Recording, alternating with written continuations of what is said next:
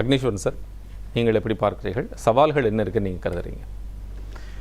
சவால்கள் முதல்ல பெரும்பான்மையை நிரூபிக்கணும். அது நிரூபிச்சிட்டாங்க. அதை நிரூபிச்சிட்டாங்க. ஓகே, இனி அடுத்த சவாலே இல்லை, அப்படிதான் நான் பார்க்குறேன். சட்டமன்றத்துக்குள்ளேயே மக்கள் மன்றத்துக்கு? சட்டமன்றம், மக்கள் மன்றம் எல்லாத்துலேயும் எந்த சவாலும் இருக்க போவதாக தெரியவில்லை எனக்கு. ஏன் அப்படி சொல்கிறீங்க? ஏன் அப்படி சொல்கிறீங்கன்னா, இல்லை எந்த சவாலுமே இருக்காது அரசுக்கு? எந்த சவாலும் இருக்காது. ஏன்னா தமிழ்நாட்டில் எல்லா கட்சியும் ஆதரவோட தானங்க தாவேக்கு ஆட்சி அமைக்குது. அந்த லைன் கட் ஆயிடுச்சு, கொஞ்சம் லைன் கனெக்ட் பண்ண சொல்லுங்க. அந்த லைனை கொஞ்சம் கரெக்ட் பண்ணுங்க. ஓகே, எல்லா கட்சியும் ஆதரவோட தானே தாவேக்கு ஆட்சி அமைக்குது. அப்ப என்ன சவால் இருக்க போதும்? தமிழ்நாட்டில் எதிர்த்து பேசுகிற கட்சி தமிழ்நாட்டில் என்ன இருக்குது சொல்லுங்க. இன்னைக்கு கூட திமுகவுடைய எதிர்கட்சி தலைவராக உதயநிதி ஸ்டாலின் அவர்கள் எதிர்த்து தான் பேசினாரு. பேசுறது எதிர்த்து பேசுறாங்க. கூட்டணி கட்சி அவங்க இந்த ஆட்சி நடத்துறதே திமுக கூட்டணி கட்சிகள் தானே. அப்புறம் என்ன சவால் இருக்க முடியும்? ஒருமித்த கருத்து இருக்கிற அடிப்படையில் அவங்க சேர்ந்துடுறாங்க. என்ன ஒருமித்த கருத்து? திரு விஜய் அவர்களுக்கும் தாவேகாவுக்கும் விடுதலை சிறுத்தைகளுக்கும் இடதுசாரிகளுக்கும் சிறுபான்மை மக்களுடைய அரசு மதச்சார்பற்ற கூட்டணி என்ற அடிப்படையில் ஒருமித்த கருத்தில் தானே வருகிறார்கள். தமிழ்நாட்டு மக்கள் அந்த ஒருமித்த கருத்தில் உறுதியாக இருக்கிறதுனால தானே இந்த நடப்பு அரசாங்கத்தை உருவாக்கி இருக்கிறாங்க. ஆமாம், நிச்சயமா. ஆகையினால எந்த சவாலும் இருக்க போவதில்லை அப்படித்தான் நான் கருதுறேன். அது சவால் வந்துச்சுன்னா பின்னாடி பிரச்சனை வரும்போது பார்த்துக்கிற வேண்டியது. இப்போதைக்கு சவால் இல்லை, இனிமேலுக்கு அது சவாலாக இருக்காது அப்படிதான் நினைக்கிறேன். ஏன்னா இப்போ இதில் ரெண்டு விஷயம் இருக்குது சார். இப்போ திமுக கூட்டணியினுடைய இப்போ திரு வெங்கடேஸ்வர் சொன்னார் குறிப்பிட்டு, அவங்களுடைய ப்ரெஷருக்கெல்லாம் நீங்கள் ஒரு முடிவெடுக்கிறதா இருந்தால் உங்களுக்கென்று ஓட்டு போட்டிருக்கக்கூடிய மக்களுக்கான பதில் என்ன? அதாவது நீங்கள் ஒரு ஆட்சி கொடுப்பீங்கன்னு நினச்சி ஓட்டு போட்டிருக்காங்க இல்லைங்களா, அவங்களுக்கான பதில் என்ன? ரெண்டாவது, அதிமுகவில் ரெண்டு பிரிவாக இருக்கக்கூடியவர்கள் அவர்கள் ஒன்று தேவை, இவர்களை விமர்சித்து நீங்கள் வந்திருக்கீங்க. இப்போ அவங்க வேணும் அப்படிங்கிறத கூட்டணி வச்சுட்டு இருக்கீங்கன்னா மக்களுடைய பார்வையில் தாவேக அரசுக்கான சூழல் ரெண்டு இருக்கு இல்லையா? முதல்ல ஜனநாயகத்தில் அரசியல் கட்சி முக்கியம், அதுக்கப்புறம் தேர்தலில் வெற்றி பெறணும், அதுக்கப்புறம் ஆட்சி அமைக்கணும். அந்த ஆட்சி அமைப்பதற்கு எல்லா கட்சிகளுடைய ஆதரவு இருக்கா? தமிழ்நாட்டில் ஜெயிக்காத கட்சி எது? பிஜேபி ஆதரவு இல்லைங்க, நடுநிலை தானுங்க. பாமகவோட ஆதரவும் இல்லை. இன்னைக்கு வெளியே போயிருக்கிறாங்க, இனி அடுத்து வரும்போது தான் தெரியும். ஓகே, அடுத்த சட்டமன்ற பார்க்கணும். ஆனால் தமிழ்நாட்டில் 108 சட்டமன்ற உறுப்பினர்களை பெற்ற தாவேகா, அதற்கு அடுத்த அதிக எண்ணிக்கையை பெற்ற திமுக 72, அதற்கு அடுத்த எண்ணிக்கையை பெற்ற 47 அண்ணா திமுக. இப்போ இந்த 47ம் 72ம் ஆதரிச்சு தானே இன்னைக்கு 144 வந்திருக்குது. ஓகே, 144. அப்ப என்ன சவால் இருக்குன்னு நீங்க நினைக்கிறீங்க? ஏதாவது சவால் இருக்குன்னா இந்த இது சவாலா வருமான்னு கேட்டீங்கன்னா அதுக்கு நான் பதில் சொல்றேன். தமிழ்நாட்டில் சவாலே இல்லை. ஏன்னா தமிழ்நாட்டில் வெற்றி பெற்ற இந்த 3 இயக்கங்களும் ஆளுங்கட்சிக்கு ஆதரவு. அப்ப பிரச்சனையே இல்லைங்க. அப்ப பிரச்சனையே கிடையாது, தமிழ்நாட்டில் எந்த பிரச்சனையும் வராது சார். அப்படின்னா திமுக கொண்டு வர திட்டங்களுக்கெல்லாம் அதிமுக ஆதரவு தெரிவிக்கணும், அதிமுக கொண்டு வர திட்டங்களுக்கெல்லாம் திமுக ஆதரவு தெரிவிக்கணும். நீங்க சொல்லுவபடி இவங்க ரெண்டு பேருமே சப்போர்ட் பண்றாங்கன்னு சொன்னா தாவேக ரெண்டு பேர் சொல்லக்கூடிய திட்டங்களை மட்டும்தான் செயல்படுத்த முடியும். நீங்க அதுதான் இன்னொரு கேள்வி கேட்டேன் முதல்லயே. மக்கள் வெங்கடேஸ்வரர்கள் குறிப்பிட்டு சொன்னாங்க, மக்கள் அவர்களுக்கு ஒரு ஆட்சி வேண்டும் என்று ஒரு அரசை தேர்ந்தெடுத்திருக்கிறார்கள் என்றால் அந்த அரசு கொண்டு வர வேண்டும் என்கின்ற திட்டங்கள் செயல்படுத்தப்படுமானால் வெளியிலிருந்தோ உள்ள இருந்தோ எக்ஸ்டர்னல் ஃபோர்ஸோ இன்டர்னல் ஃபோர்ஸோ சப்ரஸ் பண்ணும்போது அல்லது அதை அழுத்தம் விடும்போது அதை செயல்படுத்தாத ஒரு சூழ்நிலைக்கு அரசு தள்ளப்படுமானால் அப்போ எடுக்கின்ற கேள்வி என்ன? நீங்கள் முதல் கேள்வி என்ன கேட்டிங்கன்னா, அதாவது திமுக கொண்டு வந்தது அதிமுக எதிர்க்கும் அப்படிலாம் சொன்னீங்கல்ல, அதெல்லாம் இங்கே பிரச்சனையே கிடையாது. ஓகே, இப்போ 60 வருஷம் கழித்து ஆளுங்கட்சி திராவிட கட்சிகள் இல்லாத ஒரு கட்சி தமிழ்நாட்டில் ஆட்சிக்கு வந்திருக்கு. அவங்க என்ன நினைக்கிறாங்களோ அதுதான் நடைமுறைப்படுத்த போறாங்க.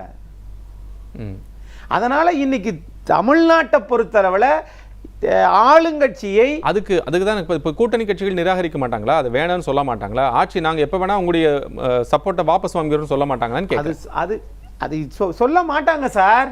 ஓஹோ, அவர்களுக்கு தேவை இருக்கு. ஓ, அந்த அடிப்படையில். ஆமா, நீங்க தமிழ்நாட்டில் முல்லை பெரியாறு பிரச்சனையை தீர்த்துருவாங்க, கச்சத்தீவை மீட்டுருவாங்க, அப்புறம் காவிரி பிரச்சனையை முடிச்சு விட்டுருவாங்க. அந்த நோக்கம் கிடையாது. அப்படி இருக்குன்னு நினைச்சீங்கன்னா அது தப்பு. ஒவ்வொரு கட்சிக்கும் வரவே வராது. இந்த 5 ஆண்டுல ஒவ்வொரு கட்சிகளுக்கும் தேவைகள் இருக்கு, ஒரு தேவைகள் இருக்கலாம். அந்த அடிப்படையில் அவர்கள் ஆதரவை 5 ஆண்டுகளுக்கு வழங்குவாங்க. இதுல என்ன உங்களுக்கு இது என்ன இன்சூரன்ஸ் வந்து ஒரு வருஷம் கழிச்சு நைட்டு நள்ளிரவு 12 மணியோட முடிஞ்சு போயிடும்.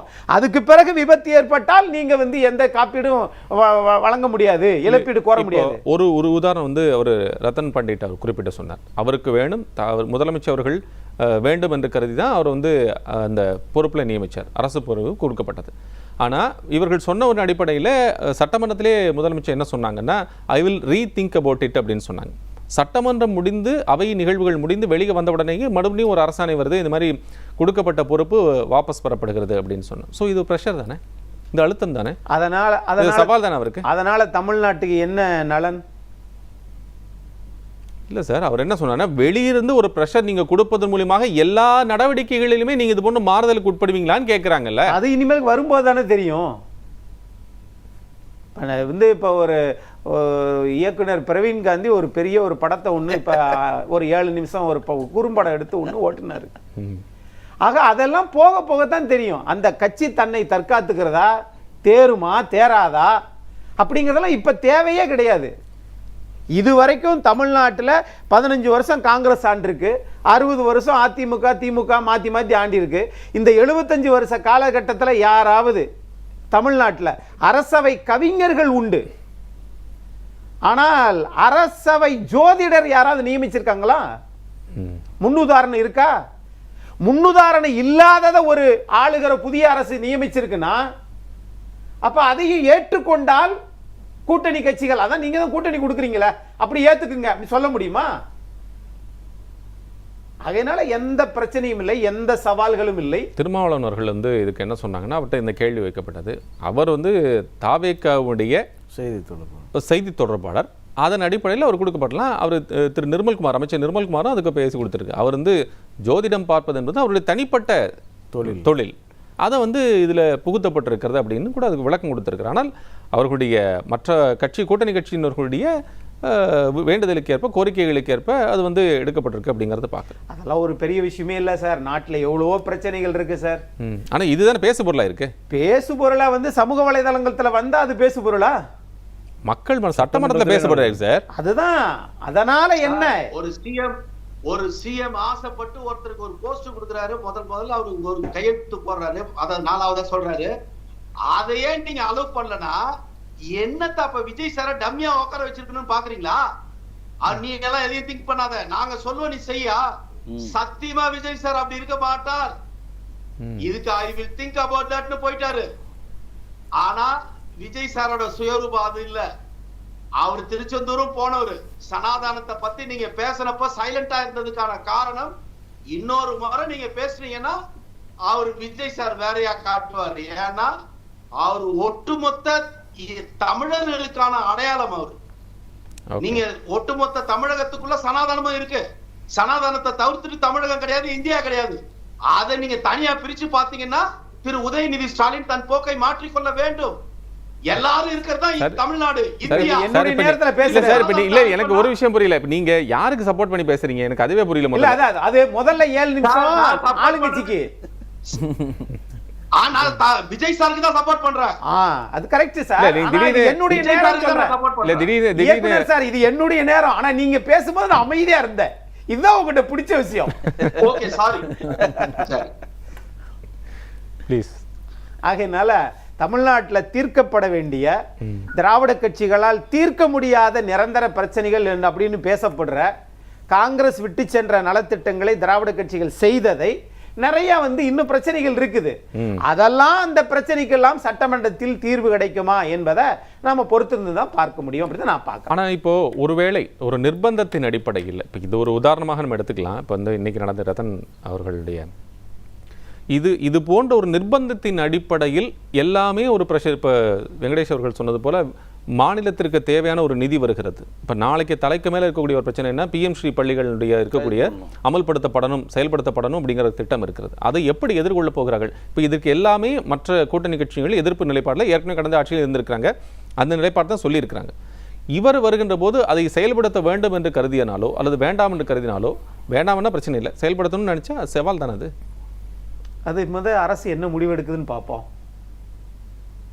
சேஃபர் சைடில் ப்ளே பண்ணுறீங்க. சேஃபர் சைடுல அரசே சேஃபர் சைடுல தான் ஓடிக்கிட்டு இருக்கு. அது அப்படிதான் இருக்கு, மத்திய அரசே அப்படிதான் இருக்கு. நம்ம மாநில அரசுல கேள்வி கேட்குறீங்க, சேஃபர் ஆனா பதில் சொல்ல வந்தா சேஃபர் சைடுன்றீங்க. இல்ல கரெக்ட், அதுக்கும் பதில் சொன்னா மத்திய அரசே அப்படிதான் இருக்குன்றீங்க. ஆமா கரெக்ட் தானே. என்ன கரெக்ட்? இது ஏதாவது மாற்று கருத்து இருக்குன்னா நீங்க சொல்லுங்க. நான் இல்ல நான் என்ன கரெக்ட்?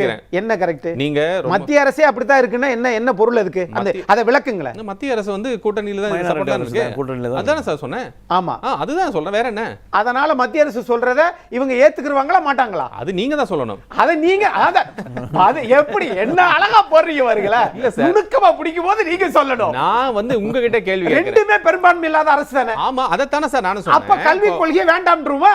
கல்வி கொள்கை வேணும் வேண்டாங்கிற முடிவு எடுக்க அரசு. ஆனா நான் என்ன கேக்குறேன், நான் என்ன கேள்வி, அங்க போகாதே அப்படி நில்லுங்க. இல்ல நான் அங்கே இல்ல பெரும்பான்மை இல்லாத அரசு மாநில பெரும்பான்மை இல்லாத அரசிட்ட கேட்கலாமா? என்னன்னு நீங்க தான் கல்வின்னு சொல்லிட்டீங்களா? இல்ல சார், மாநில அரசு கிட்ட என்ன கேட்க போறாங்க? மாநில அரசு கிட்ட ஆல்ரெடி சொல்லியாச்சு சார். சொல்லியாச்சுல. ஆமா, நீங்க வந்து அமல்படுத்தணும்னு சொல்லியாச்சு. இங்க மத்திய அரசு பெரும்பான்மை இல்லாத அரசுன்றது ஏன் இங்க கொண்டு வர்றீங்க? நீங்க சொன்னீங்க அவங்க என்னன்னா இவங்களுடைய பிரஷர் அடிப்படையில செயல்படுத்தலாமா செயல்படுத்த முடியாத ஒரு சூழல் இருக்கா, அப்படி எதுவும் இல்லை அப்படின்னு திரு வெங்கடேஷ் அவர்கள் சொன்னாங்க. நான் சொல்லி அதுக்கு அந்த கோட் பண்ணும்போது இவர்கள் சொல்வதன் மூலமாக ஒரு பிரஷர் அவருக்கு வந்தா அதை நிராகரிக்கிறாரு. அப்ப இதுக்கு மேல எல்லாமே இதே போல நடக்குமா?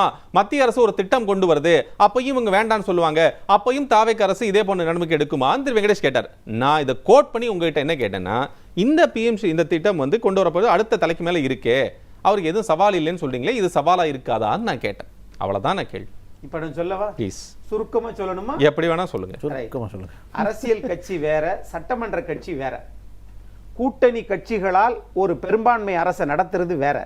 ஆனா மத்திய அரசு ஒரு அறிக்கை, சுற்றறிக்கை அல்லது ஏதாவது தேவைப்பட்டால் அது அரசின் கொள்கை முடிவுங்கிறது ஆளுகிற அரசு பதில் சொல்லணும்.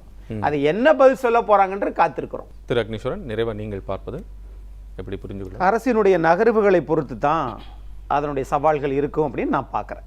ஓகே, நன்றி.